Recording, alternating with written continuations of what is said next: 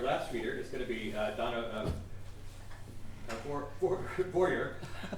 She's the author of full-length poetry collections. The most recent one, Unrivered, was published in 2025.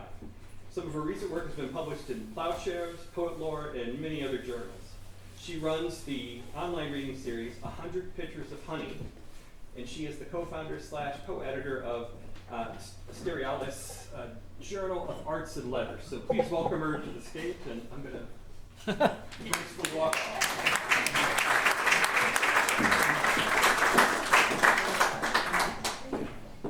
Don't need to fall on my butt in front of everybody. Thank you all for being here tonight. It's really lovely. Thank you to Ray and the curators, because everybody tonight is got something to do with memory and water and aging. So you kind of put a group of people together really nicely. Good job, Ray. My latest book, Unrivered, is really about how as you age, all the losses of purpose, of connection, of people kind of drain from you the person that you were. And then what do you do when that happens? And you have to kind of, you go on, right? You move on, there's hope. And you find a new self kind of in that remaking. So that's kind of the overall theme of the book. So I'll kind of jump back and forth between some of those elements of aging, of the body, of loss, and always end on hope. That's my goal for a reading. So here we go. The first poem, the title is also the first line.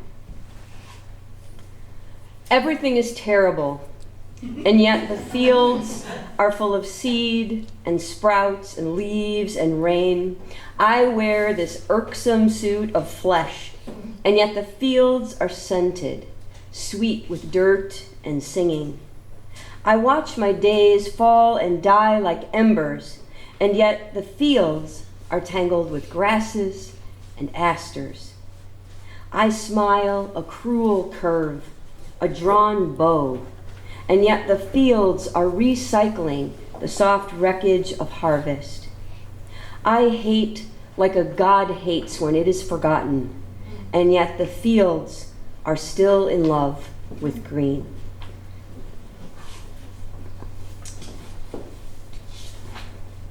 I had poems picked out, and then I changed my mind after I listened to everybody else.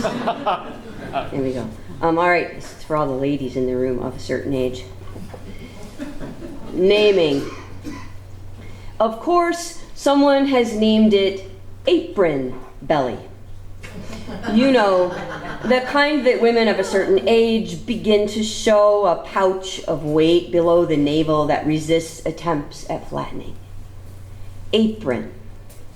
As in part of the road where the slow or damaged pull aside. As in dinner on the table when the man gets home. As in domestic, tamed. As in expected to toil and remain unstained. As in tradition. As in remember your place. It could be called prosperous, could be shield, could be creator, battlefield, but it needs no label. A body is a body. A woman already has a name. Everybody in here okay with an F-bomb? I always check, you never know. Okay. This is called Heaven Only Knows. My roots are Russian and German, making me 80% Bond villain. But I smile too often to ever be convincing.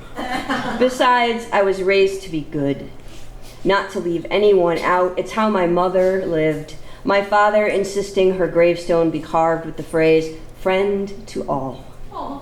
Her openness legend. Every cashier and server and kid on the block drawn into her welcoming circle. And if it's true that the dead watch over us, then my mother is flinching at the way I throw the word fuck around like confetti. Though she once scored 100 points spelling genitals in a Scrabble game. My father perches on my shoulder whenever I make a purchase or a decision. Do you really need that? Is that what you really want to do? And then offers me a shot of brandy for my migraines, which I do not want or need. It comforts me to imagine them holding up numerical placards like ice skating officials every time I write a poem or pull weeds or clean the kitchen. Always a 9 or 10. Their judgment colored by love and distance. And with that distance, each day they grow a little fainter, and it scares me. In my earliest memory, my father prepared to scale and gut the catch my brothers had pulled from the lake, and I plugged my ears. I didn't want to hear the fish scream. But I'm listening now. In the night, I hear them whisper, "When will you stop writing about grief?"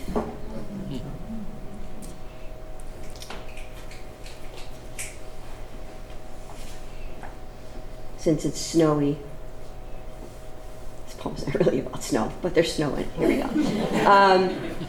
Dysmorphia winter. Outside, the terrain glistens with the lie of snow. The moon's neon vacancy. A hair peeks from behind the white, its softness startling as a mirror. I wrestle my limbs to stillness, soothe the pink cheek of fever. I mark a line through each day. I do not do violence to myself with my tongue. I practice I have yet to master. There are so few lines, so much white. Just gonna read a couple more. My poems are short, so you know, get a bunch. Let's see here. Like I said, sorry, I changed my mind like about my whole list once I heard everybody else. This one has the same image as one of Teresa's poems, so I'm gonna read this one. Fumbling for the light. 3 children in mittens raise their arms to the gray sky, grasp at snowflakes that melt into their hands. Our whole lives, it seems, we are reaching for something. A baby's startled arms dart out to find the boundaries of its body in space. Teens swat at mosquitoes, conduct their muggy summer nights. A festival crowd waves devil horns at the stage as the band hits the chorus or the bass drop. A priest blesses the congregation, a sweeping that draws across. A boxer trains with his own shadow, an opponent only in his mind, like my father in what the hospice nurse called end stage, his mind already somewhere in the ether, frail and flailing at the sky, me so helpless and angry at God, no place to throw my fists. I'm just gonna read 2 more. I already threw one F-bomb out there, let's do another one. This is called Some Days I'd Like to Go Back to My 20s.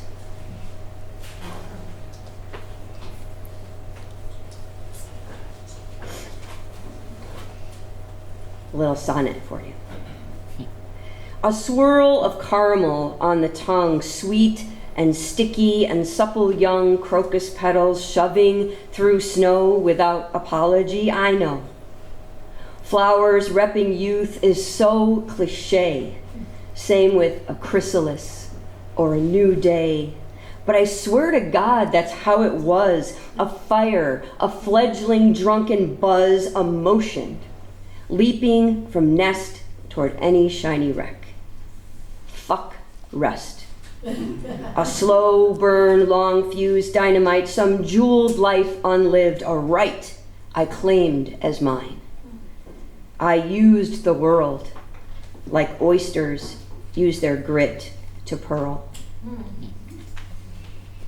And like I said, I always like to end with something hopeful, and I think I'll do that again tonight. I cannot find any of these poems in here tonight. I have too many dog ears. Too many readings. All right. Where the heck is this poem? 43.